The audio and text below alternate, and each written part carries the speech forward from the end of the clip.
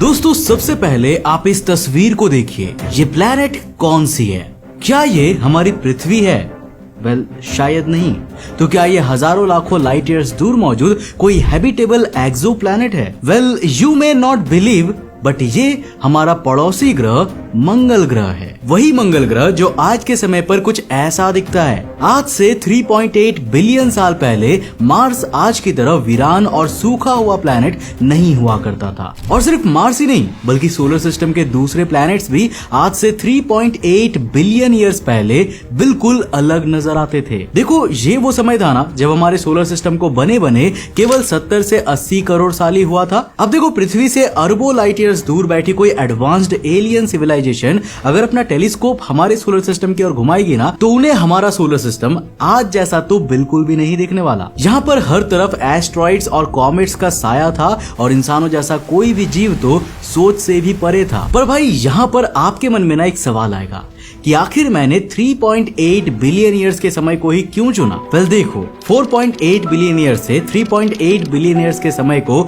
Late heavy bombardment या फिर lunar कैटेक्लिज्म कहा जाता है। ये वो दौर था जब सोलर सिस्टम के प्लैनेट्स पर एस्ट्रॉइड और कॉमेट्स की टक्कर काफी आम हो चुकी थी और ऐसी हर टक्कर प्लैनेट्स के एनवायरनमेंट और लिविंग कंडीशन को इम्पैक्ट कर रही थी। हालांकि ये चेंज पूरे सोलर सिस्टम में नहीं, बल्कि मेनली टेरेस्ट्रियल प्लैनेट्स पर हुआ था। इसके पीछे का रीजन उनका गैसियस अपीयरेंस है। अब हमारे gaseous planet Jupiter, Saturn, Uranus और नेपच्यून पर भी एस्ट्रॉइड और कॉमेट्स की बारिश तो अच्छी खासी हुई थी, पर इन कोलिजन्स का असर इनके क्लाउड्स में समा गया और इनके अपीयरेंस में कोई खासा बदलाव देखने को नहीं मिला। अब कुछ वैज्ञानिक मानते हैं कि एस्ट्रॉइड इम्पैक्ट्स के कारण सैटर्न और जुपिटर के कलर में थोड़ा बदलाव जरूर आया होगा, क्योंकि उस एस्ट्रॉइड में मौजूद मिनरल्स इसके क्लाउड्स में घुल गए होंगे। और ये बात हमें तब समझ में आया जब साल 1994 में कॉमेट शूमेकर लेवी 9 जुपिटर के गैस क्लाउड से टकराया था। इस टक्कर ने जुपिटर पर एक विशालकाय वॉर्टेक्स को जन्म दिया था, जिसने इनके क्लाउड्स की कॉम्पोजिशन को बदला और अल्टीमेटली इसके कलर में माइनर सा बदलाव भी लेकर आया। अब थोड़े बहुत कलर चेंजेस के अलावा हमें गैसियस प्लैनेट के पास्ट और प्रेजेंट लुक में कोई अंतर नजर नहीं आया था। हालांकि ये बात हम उनके मून्स के बारे में नहीं कह सकते। अब देखो, ये पॉसिबल है कि उस समय पर इन प्लैनेट्स के पास इतने सारे मून ना रहे हो।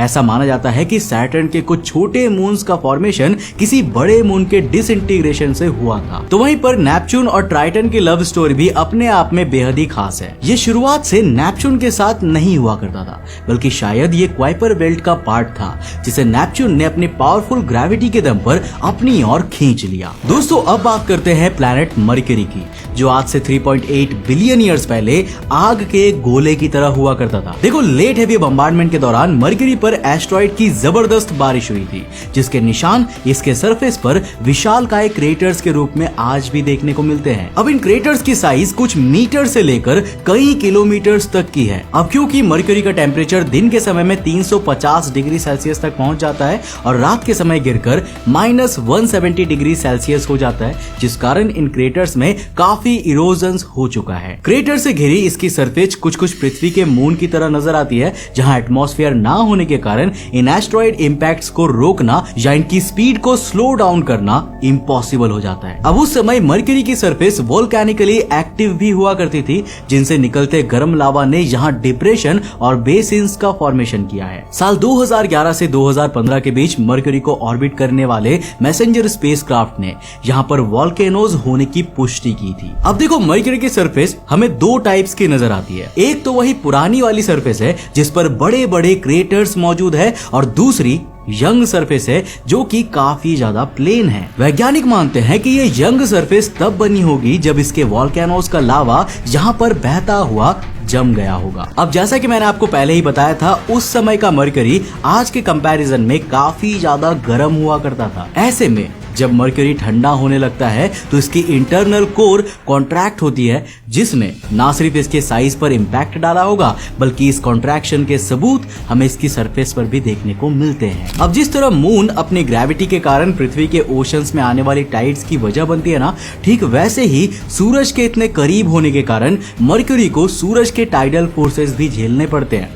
ये टाइडल फोर्सेस मून के टाइडल फोर्सेस के कंपैरिजन में 17 गुना ज्यादा स्ट्रांग होता है, जिस वजह से मरकरी की सरफेस पर कई जगह पर टाइडल बल्जेस देखने को मिलते हैं। अब दोस्तों मरकरी की सरफेस और इस पर मौजूद विशालकाय क्रेटर्स इस बात का सबूत है कि इसका पास्ट बहुत ही भयानक हुआ करता था और इस छोटे से प्लेनेट ने अपनी हिस्ट्री में काफी कुछ झेला है। इन एस्ट्रॉइड इंपैक्ट्स ने यहाँ पर लावा के समुद्र बनाए होंगे और ये आज की तरह तो बिल्कुल भी नहीं लगता होगा। अब बात करते हैं हमारे दूसरे प्लेनेट और पृथ्वी के सबसे करीबी पड़ोसी प्लैनेट वीनस की। देखो आज वीनस पर सल्फ्यूरिक एसिड की बारिश होती है और इसका सरफेस टेम्परेचर 480 डिग्री सेल्सियस तक पहुंच जाता है, जो इसे सोलर सिस्टम का सबसे गर्म प्लैनेट भी बनाता है। लेकिन ऐसा हमेशा से नहीं था।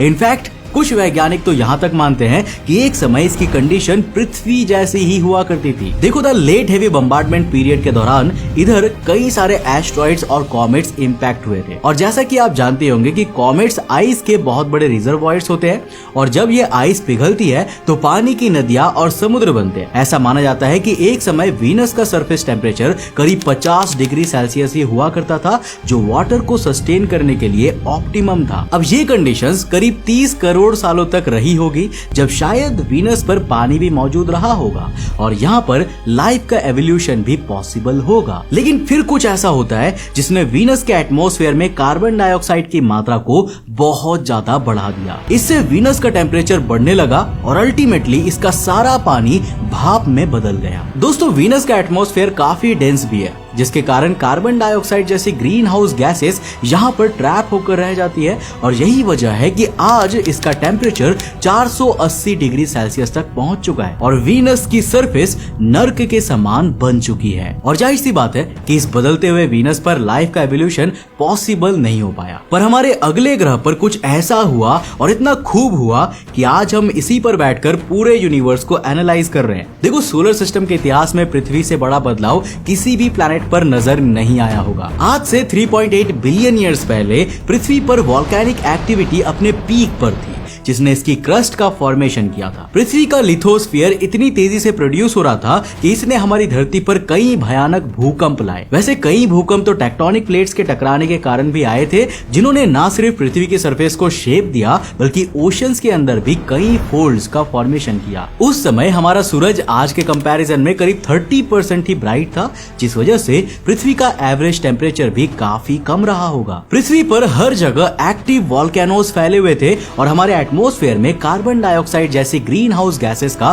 कंसंट्रेशन काफी ज्यादा हुआ करता था। इनफैक्ट ये वो दौर था ना जब पृथ्वी पर ग्रीन हाउस गैसेस की प्रेजेंस अपने ऑल टाइम पीक पर था। अब इस दौरान ना पृथ्वी पर स्ट्रोमाटोलाइट्स का फॉर्मेशन भी तेजी से बढ़ने लगा था। स्ट्रोमाटोलाइट्स को आप लिविंग रॉक फॉर्मेशन भी कह सकते हो। देखो सियानोबैक्टीरिया और सूडोमोनाडोटा जैसे बैक्टीरियल सेल्स आपस में मिलकर ऐसे सेडिमेंट्री रॉक्स का फॉर्मेशन किया करते थे और इस प्रोसेस की शुरुआत करीब 3.7 बिलियन ईयर्स पहले ही मानी जाती है। अब देखो इन ऑर्गेनिजम्स ने ना पृथ्वी के एटमॉस्फेयर से कार्बन डाइऑक्साइड को एब्जॉर्ब किया और फोटोसिंथेसिस की मदद से इसे ऑक्सीजन में बदला। अब कुछ ऐसा ही समुद्र में मौजूद फाइटोप्लैंक्टन्स ने भी किया और पृथ्वी का एटमॉस्फेयर ऑक्सीजन रिच बनने लगा। इसने धीरे धीरे पृथ्वी पर लाइफ के एवोल्यूशन की शुरुआत की, जिसका रिजल्ट आज आप अपने सामने देख सकते हो। पर अगर हम इसे आज से 3.8 बिलियन ईयर्स पहले वाली कंडीशन से कंपेयर करें तो शायद ही आज का कोई जीव उस समय की एक्सट्रीम कंडीशन में एग्जिस्ट कर पाता। आखिर में बात करते हैं मार्स की, जिसकी फोटो हमने वीडियो की शुरुआत में भी देखी थी। तो दोस्तों आपको बता दूं कि ये महज एक आर्टिस्टिक रिप्रेजेंटेशन है और जरूरी नहीं है कि मार्स एग्जैक्टली ऐसा ही दिखता होगा, पर कई वैज्ञानिक ये स्ट्रॉन्ग बिलीव रखते हैं कि उस समय मार्स पर आज की पृथ्वी की तरह ही कंडीशंस रही होंगी। देखो पृथ्वी और वीनस की तरह लेट हेवी बम्बार्डमेंट का असर तो मार्स पर भी पड़ा होगा और ये एस्ट्रॉइड्स और कॉमेट्स अपने साथ पानी भी लेकर आए ही होंगे।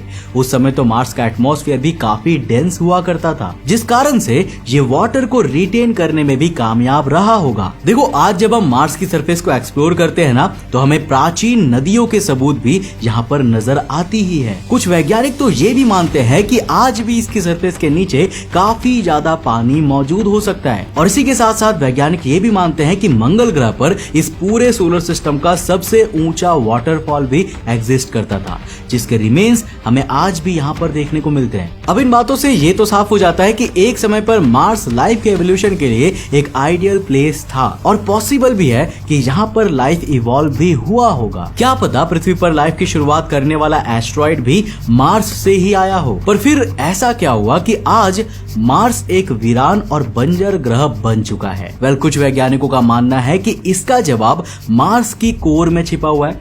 इसकी कोर पृथ्वी के कंपैरिजन में काफी छोटी है, जो लंबे समय तक हीट को रिटेन नहीं कर सकी। तो इसने धीरे धीरे मार्स की मैग्नेटिक फील्ड्स को खत्म कर दिया। और जिस प्लैनेट के पास मैग्नेटिक फील्ड्स की शील्ड नहीं होती है, सोलर फ्लेयर्स उनसे एटमॉस्फेयर भी छीन लेती है। अब बिना एटमॉस्फेयर वाला प्लैनेट ना तो वाटर को रिटेन कर पाया और ना ही लिविंग कंडीशंस को, जो आज इस प्लैनेट के हालात को बयां करता है। बाकी आप मुझे नीचे कमेंट करके जरूर बताना कि क्या आपको लगता है कि इलोन भैया आने वाले समय में मार्स पर एक बार फिर लाइफ को इवॉल्व करा सकते हैं?